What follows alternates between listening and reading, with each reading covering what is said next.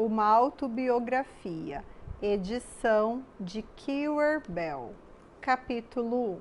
Naquele dia, não havia a menor possibilidade de sair para uma caminhada.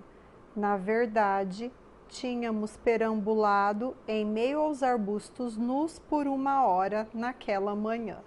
Mas desde a hora do almoço, quando não havia companhia, a senhora Reed almoçava cedo.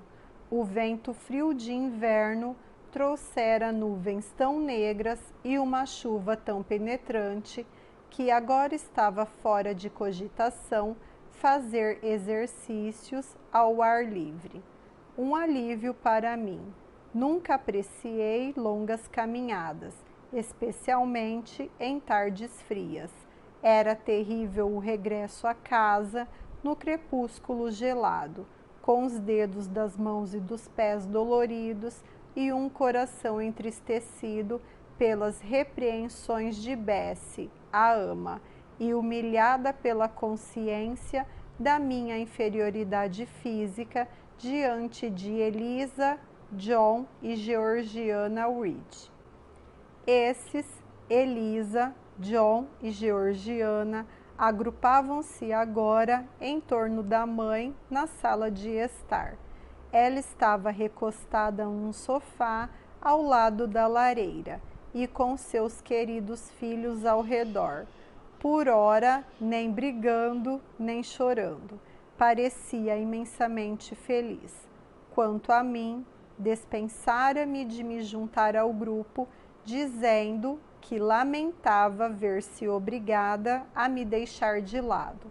Mas até que Bessie lhe dissesse e ela própria pudesse observar que eu estava me esforçando ardentemente para adquirir uma disposição mais sociável e inocente, um comportamento mais afável e alegre, uma atitude mais leve, mais franca, mais natural, por assim dizer, realmente teria que me excluir dos privilégios destinados apenas a criancinhas satisfeitas e felizes.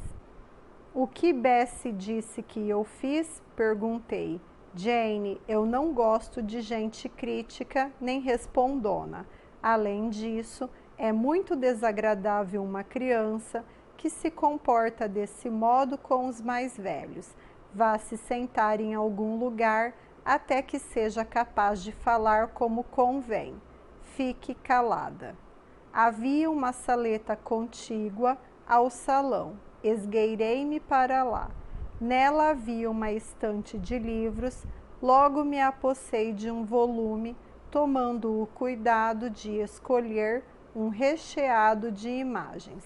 Fui para junto da janela, levantando os pés, sentei-me de pernas cruzadas, como um turco, e depois de fechar quase por completo a pesada cortina vermelha, entreguei-me a um duplo isolamento.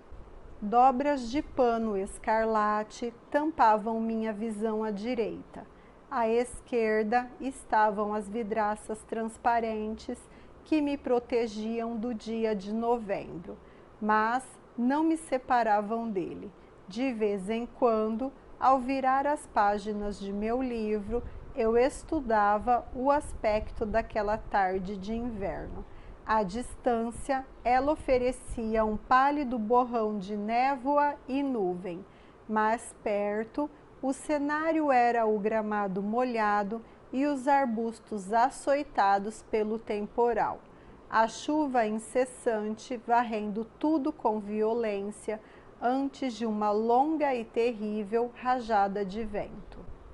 Voltei ao livro, A História dos Pássaros Britânicos de Bewick. O que estava impresso ali pouco me importava. De modo geral, contudo, havia certas páginas introdutórias que, mesmo sendo a criança que era, eu não conseguia passar com o mesmo desinteresse. Eram aquelas que tratavam da morada das aves marinhas, de solitários rochedos e promontórios somente por elas habitados, na costa da Noruega, repleta de ilhas, desde a extremidade sul, Lindenes ou Ness, até o Cabo Norte, onde o Oceano Norte, em vastos turbilhões, ferve ao redor das ilhas áridas e melancólicas, da distante Thule, e as ondas do Atlântico se derramam entre as tempestuosas Hébridas. Nem podia passar despercebida a sugestão das sóbrias praias de Lapônia, da Sibéria, de Spitsbergen, da Nova Zembla, da Islândia, da Groenlândia, com a vasta extensão do Ártico e aquelas regiões ermas do espaço lúgubre, aquele reservatório de gelo e neve, onde sólidos campos glaciais, acúmulo de séculos de inverno, vitrificam as alturas alpinas, cercam o polo e concentra os rigores multiplicados do frio extremo.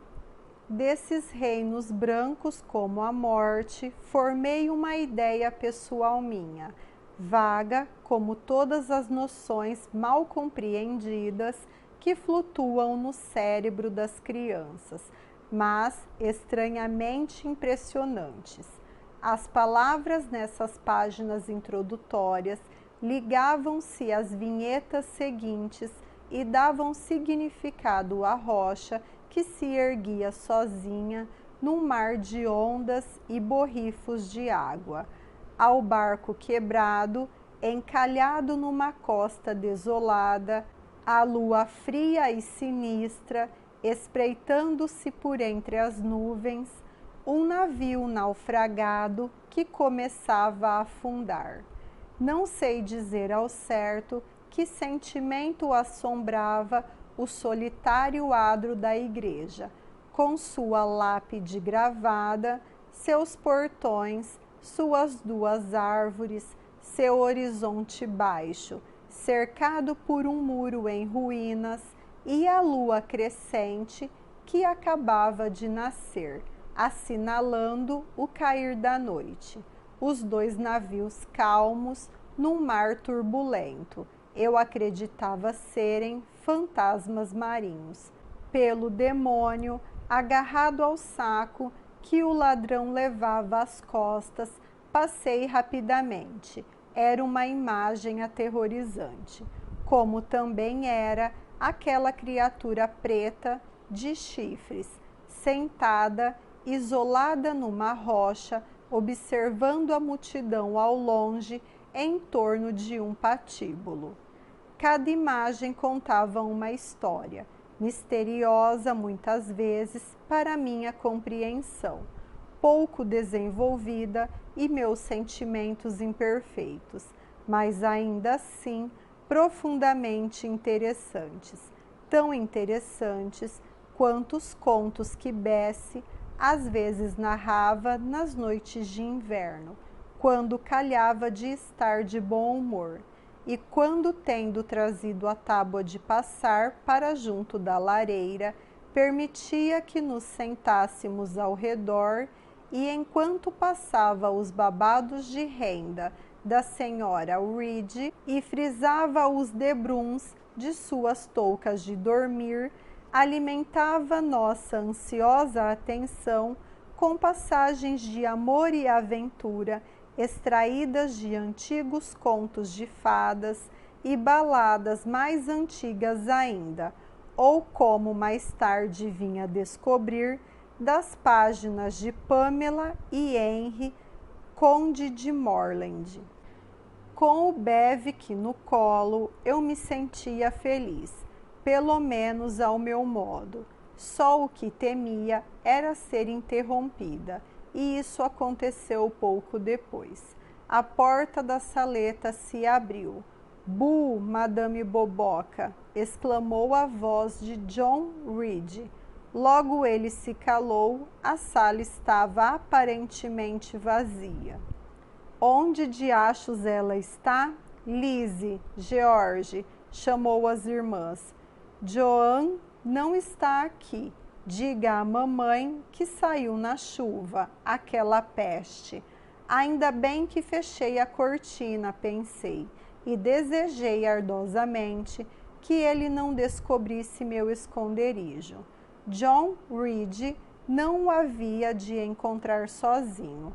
Nem sua visão, nem suas ideias eram sagazes. Mas Elisa colocou a cabeça na porta e disse sem demora: ela deve estar no banco da janela, Jack. E eu saí imediatamente, pois temia a ideia de ser arrastada para fora dali pelo dito Jack.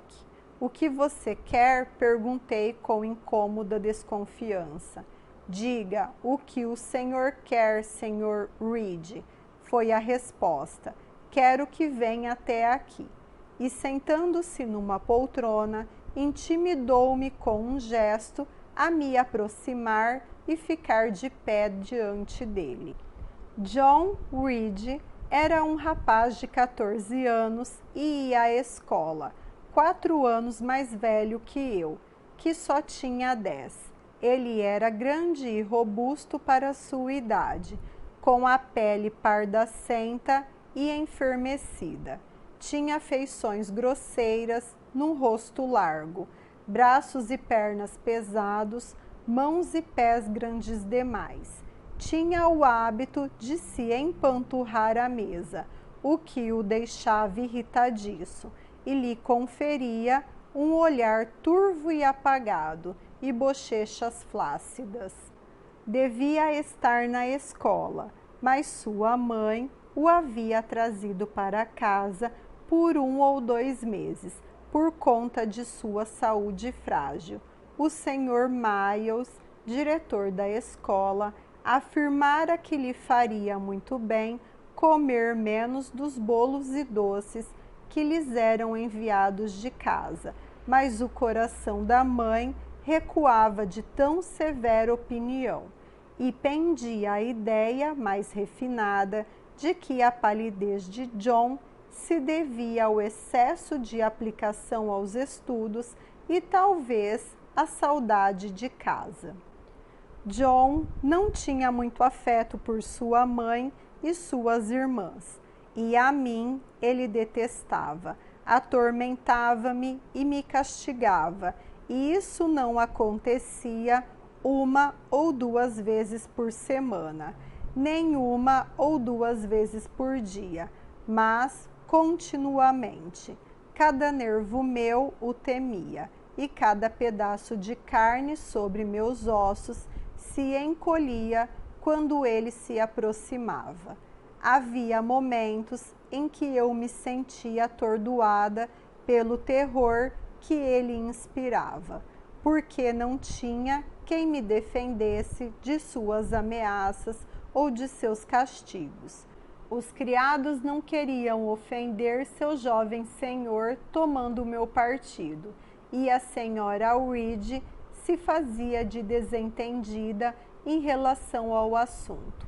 Nunca via o filho me bater e nunca o ouvia me maltratar, embora ele fizesse ambas as coisas, vez por outra em sua presença. Com mais frequência, porém, fazia-o às suas costas. Em geral, obediente a John, fui até sua poltrona. Ele passou uns 3 minutos esticando a língua para mim, tanto quanto conseguia, sem machucar o freio. Eu sabia que ele logo haveria de me agredir, e embora temesse o golpe, fiquei contemplando o aspecto feio e repugnante daquele que em breve haveria de desfechá-lo. Talvez ele tenha lido em meu rosto esses pensamentos, pois no mesmo instante, sem dizer uma palavra, deu uma forte bofetada. Cambaleei e, ao recobrar o equilíbrio, recuei 1 ou 2 passos, afastando-me de sua poltrona. Isso é pela sua impertinência ao responder a mamãe há pouco, disse ele, e por esse seu jeito furtivo de ir se esconder atrás das cortinas, e por essa expressão que tinha no olhar há 2 minutos, garota desprezível. Acostumada aos maus tratos de John Reed, nunca me ocorria reagir.